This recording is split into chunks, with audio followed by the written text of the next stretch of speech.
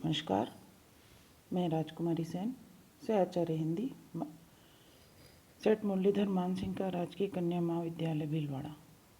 आज हम मलिक मोहम्मद जायसी के नागमती वियोग खंड के शेष रहे पदों का अध्ययन करेंगे, जिसमें जायसी ने 12 मासा के अंतर्गत चैत्र मास में नागमती की विरह स्थिति का चित्रण किया है। और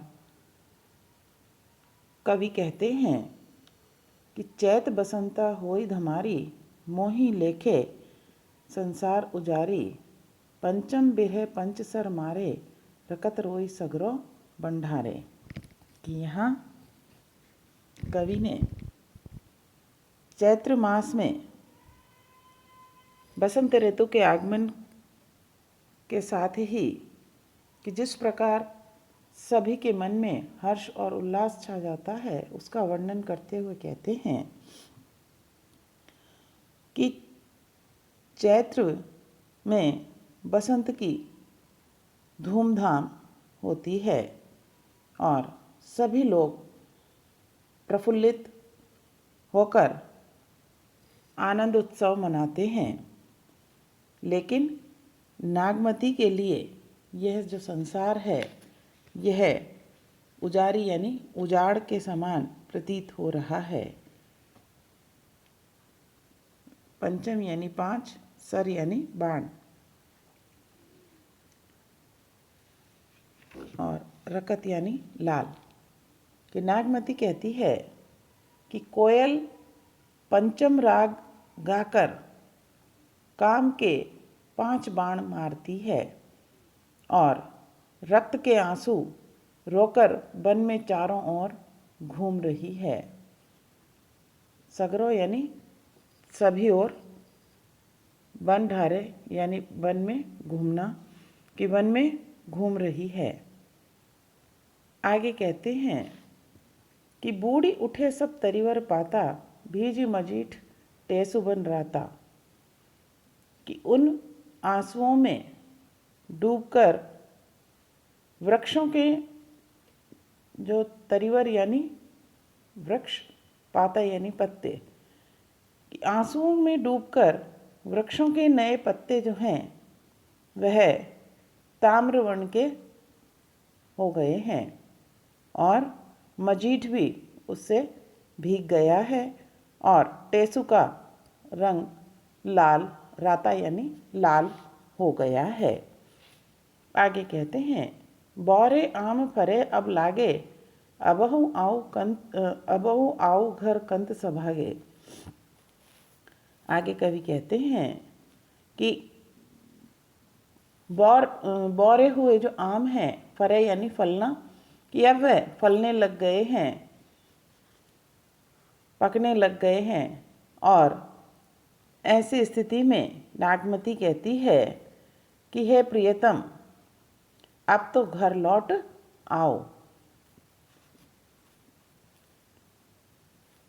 कि सहस भाव फूली बनस्पति, मधुकर घूमई संवरी मालती। आगे नागमती कहती है कि हे प्रियतम, अब तुम आकर यहाँ शीघ्र ही घर आ जाओ। आगे कहती है कि भौरे जो है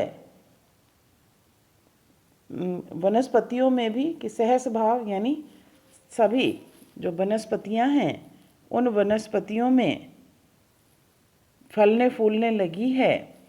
और भौरे जो है मधुकर यानी भौरे, भौरे मालती का स्मरण कर चारों ओर उसे खोजते हुए घूम रहे हैं।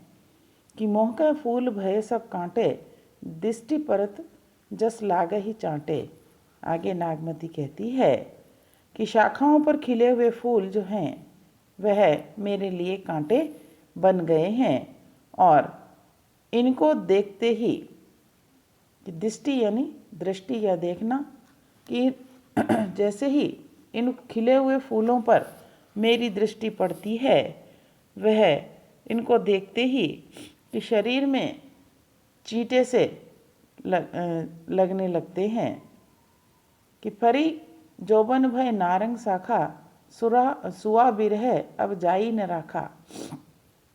आगे नागमती कहती है कि नारंगी के जो वृक्ष हैं उन वृक्ष की शाखाओं में यौवन जोबन यानी यौवन फल गया है। कहने का तात्पर्य है कि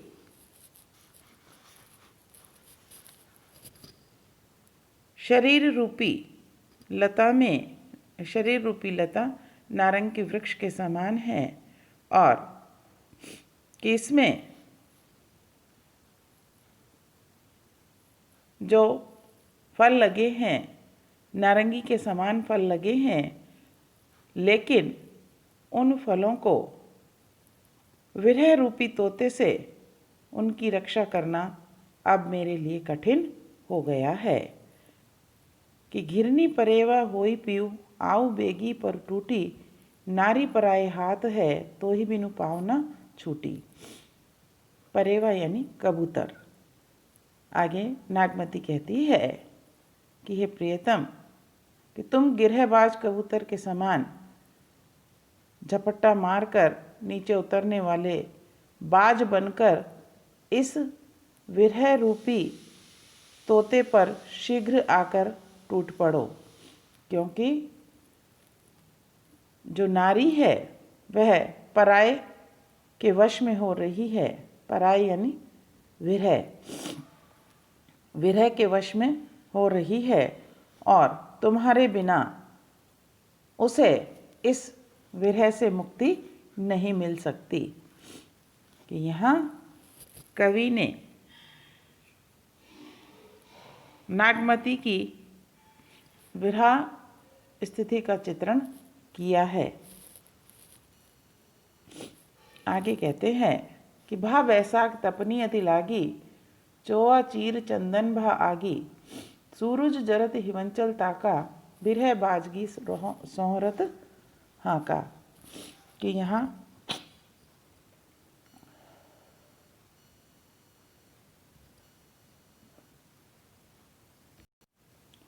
बारह मासा के अंतर्गत कवि वैशाख मास का चित्रण करते हुए कहते हैं कि वैशाख का महीना शुरू हो गया है और तपनी यानी गर्मी की गर्मी जो है बहुत अधिक बढ़ गई है और विरह के कारण शीतल वस्त्र और चंदन भी आगी यानी आग के समान शरीर को जलाने लगे हैं।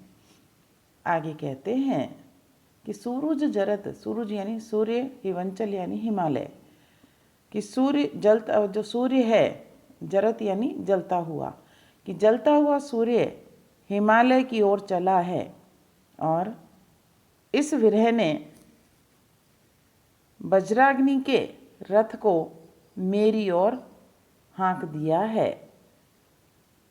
कहने का तात्पर्य कि विरह का ताप अब मुझे और अधिक जलाने लगा है। कि जरत बजागिनी करु पीऊ छाहा आई बुझाऊ अंगारन महा। कि हे प्रियतम कि मैं इस विरह की वज्राग्नि में जल रही हूँ और तुम आकर मेरे ऊपर शीतल छाया करो। कहने का तात्पर्य कि सूर्य और विरह दोनों के ताप से मुझे शांति प्रदान करो, कि मैं विरह रूपी अग्नि के अंगारों में जल रही हूँ और तुम आकर इन अंगारों को बुझाओ। तो ही दर्शन होई शीतल नारी आई आगिते करो फुलवारी। कि हे प्रियतम कि तुम्हारे दर्शन से ही यह स्त्री जो है यह नारी शीतल होगी और तुम आओ और आग के स्थान पर फुलवारी कर दो। आगे कहती है कि लागिव जरे जरे जस भारू फिरी फिरी भूंजई तंजियोन बारू। कि यहाँ भारू यानी भाड़।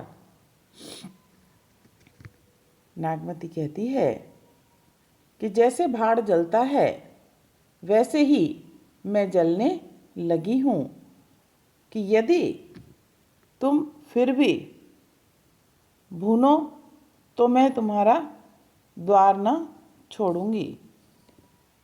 कि सरवर हिया घटत नीति जाई, टूक टूक होई के बिहर होई।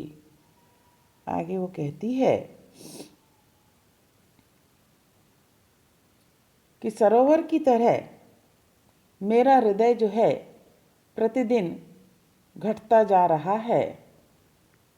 एक दिन वह टूक टूक यानी टुकड़े टुकड़े होकर, बिखरोई यानी बिखरना, कि टूट कर बिखर जाएगा, टुकड़े टुकड़े होकर बिखर जाएगा।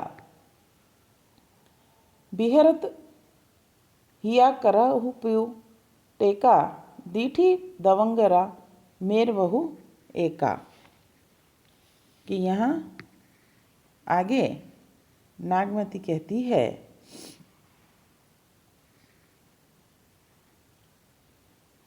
कि हे प्रियतम, मेरा ये जो हृदय है वह विदीर्ण हो रहा है और तुम आकर इसे सहारा दो। कि अपनी दीठी यानी दृष्टि, की दृष्टि रूपी जो दवंगरे से उसे सजल कर दो।